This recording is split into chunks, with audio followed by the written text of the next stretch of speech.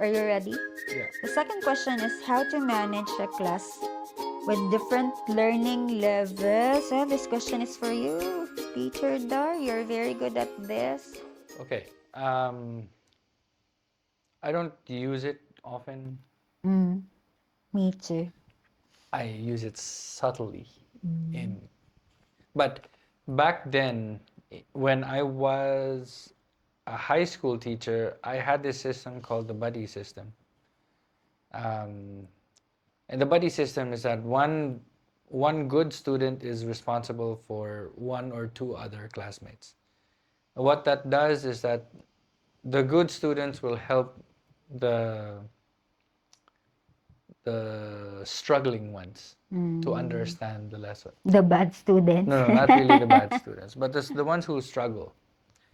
And the buddy system works like a peer something, peer tutorial kind of approach. That's very good approach.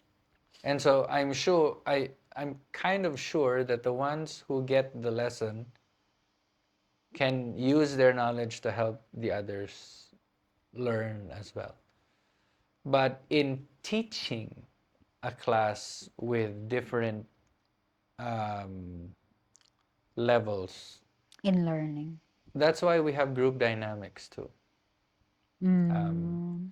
try and incorporate group dynamics Group work. in your classes. And you know this, Susan. I hardly allow you to pick your own groups. Mm. I make sure that I make the group composition equitable. What I mean by equitable is that all the good ones are separated into different groups. Mm. Just like what they did in our research course in college. Yeah, We so were distributed. group dynamics would help with different learning levels because you can now pose a greater challenge for those who learn quicker. You Mm. tell them, okay, you learned it quickly, teach it, help them learn it.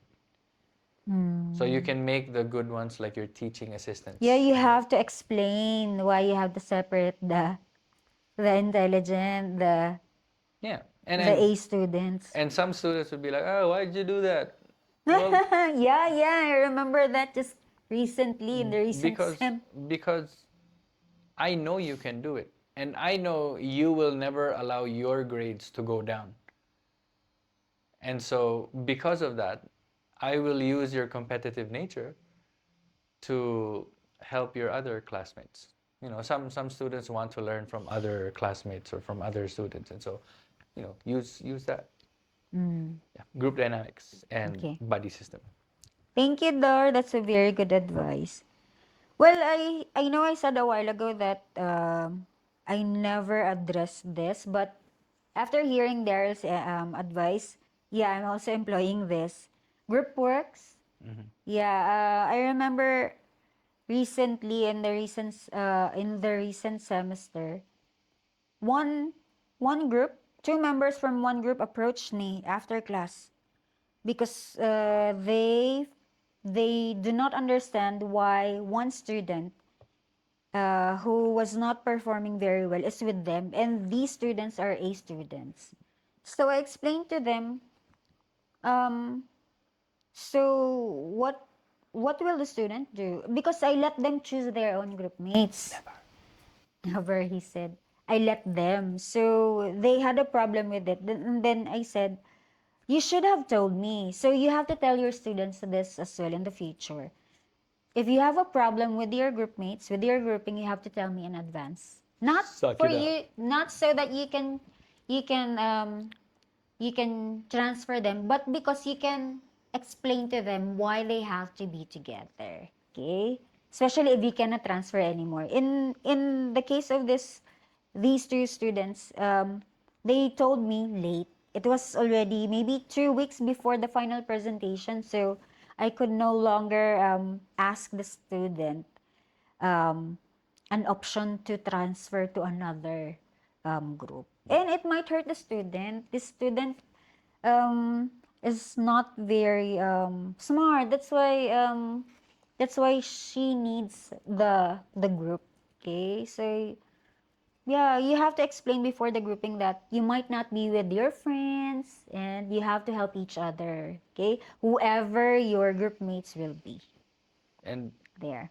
there's a philosophy behind why I never let you choose your own groups. What? You can never choose your coworkers, And your bosses. teammates, your bosses. So why would I let you choose your group mates, And right? that's very good point. Yeah, you have to remember that, Susan. Yeah, and you're what? 19, 20, 21, 22, some of you older. So you have to start learning how to work with other people, whether you like them or not.